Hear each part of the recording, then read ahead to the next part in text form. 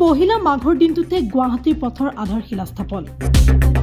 মহানগৰীৰ কালকুছিত উদয়নগৰ পথৰ আধাৰশিলা স্থাপন গুৱাহাটী পৌৰ নিগমৰ আবণ্টিত পুঁজিৰ নিৰ্মাণ হ'ব পথটো 12 লাখ টকাৰ ব্যয় সাপেক্ষে নিৰ্মাণ হ'ব এই পথছোৱা পৌৰপতি মিকেন শৰণীয়া পৰিষদ বিজু মেধিৰ উপস্থিতিত আধাৰশিলা স্থাপন কৰে বিধায়ক ৰমেন্দ্ৰ নাৰায়ণ কলিতাই উক্ত পথছোৱা অতি সোনকালে নিৰ্মাণ কাৰ্য সম্পন্ন কৰিবলৈ আহ্বান জনায় বিধায়কগৰাকীয়ে ব্যুৰো ৰিপৰ্ট এনি ভাৰত 24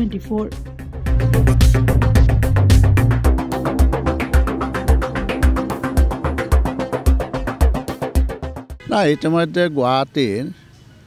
বিভিন্ন ৰাস্তা ঘাটৰ উন্নয়নৰ ক্ষেত্ৰত আমাৰ গুৱাহাটী পৌৰ নিগমে ইতিমধ্যে বিভিন্ন আঁচনি গ্ৰহণ কৰিছে আৰু এই ক্ষেত্ৰত আমাৰ গুৱাহাটী মহানগৰীৰ যিখিনি ৰাস্তা ঘাটৰ আঁচনি গুৱাহাটী পৌৰ নিগমে গ্ৰহণ কৰিছিল তাৰ আজি ইয়াতে এটা উদয়নগৰৰ পথৰ উন্নয়নৰ বাবে প্ৰায় 12 লাখ টকাৰ এটা অনুদান আগবঢ়াইছিল আৰু সেই 12 লাখ টকাৰে আজি এই ৰাস্তাটোৰ আধাৰশিলা আজি আমাৰ গুৱাহাটী পৌৰ নিগমৰ মেয়ৰ মিকেন শৰণীয়া ডাঙৰীয়াই আজি আধাৰশিলা স্থাপন কৰে আৰু লগতে ময়ো এই অনুষ্ঠানত উপস্থিত আজি থাকোঁ গতিকে আজিৰ এই বহুদিনীয়া যিটো সমস্যা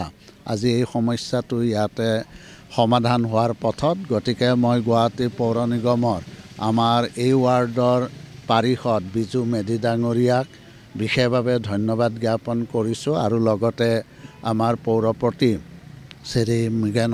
শৰণীয়ালৈকো মই মোৰ আন্তৰিক ধন্যবাদ জ্ঞাপন কৰিছোঁ মই আশা ৰাখিছোঁ যে তেওঁৰ নেতৃত্বত আমি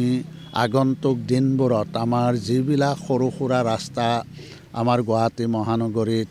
অলিয়ে গলিয়ে আছে সেইখিনি নিশ্চয় তেওঁৰ নেতৃত্বত সেই ৰাস্তাসমূহ আমি উন্নয়নৰ ক্ষেত্ৰত আমি ব্যৱস্থা ল'ব পাৰিম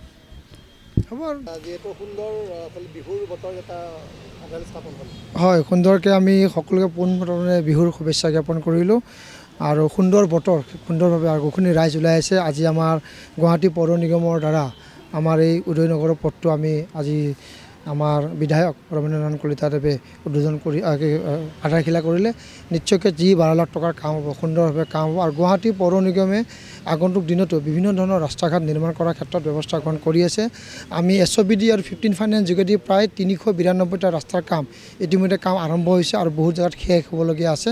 আৰু ইয়াৰ দ্বাৰা আমাৰ PWD যোগেদি আমাৰ কাউন্সিলৰসকলে প্ৰায় প্ৰতিটো ৱাৰ্ডত 5টাকৈ প্ৰায় 307টা ৰাস্তা দিয়া হৈছে সেইটো 300 ৰাস্তাৰ কাম এই জানুৱাৰী মাহৰ শেষৰ পৰা কাম আৰম্ভ হ'ব বুলি আমি গম পাইছোঁ ভাবিছোঁ আৰু পাৰিষদসকলক আমি 1 কোটি টকাকৈ আমি যি আমাৰ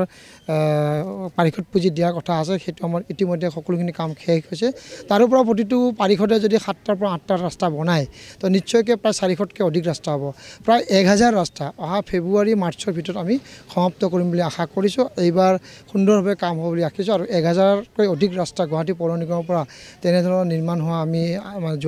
যোৱাকাল আমি দেখা নাই এইবাৰ হ'ব এইখন চৰকাৰে সুন্দৰভাৱে কাম কৰিছে গুৱাহাটীৰ বিভিন্ন উন্নয়নমূলক কাম চলি আছে আমাৰ 4গৰাকী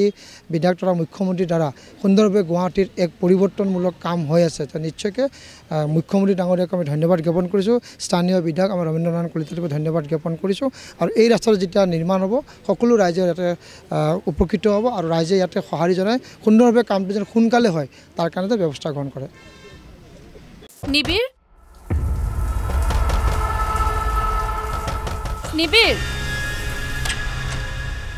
কিনো অনবৰ লাগি থাকা ক'তনো লাগি আছো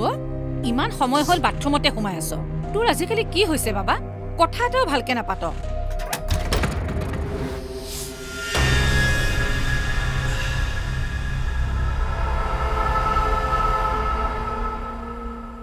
নিচাসক্ত ব্যক্তিক নিচামুক্ত কৰাৰ বাবে যোগাযোগ কৰক ৰাষ্ট্ৰীয় টোল ফ্ৰী নম্বৰ 1800110031 জিলা প্ৰশাসন আৰু জিলা সমাজ কল্যাণ বিভাগ কামৰূপ মহানগৰ অসম চৰকাৰৰ দ্বাৰা জনহিতাৰ্থে প্ৰচাৰিত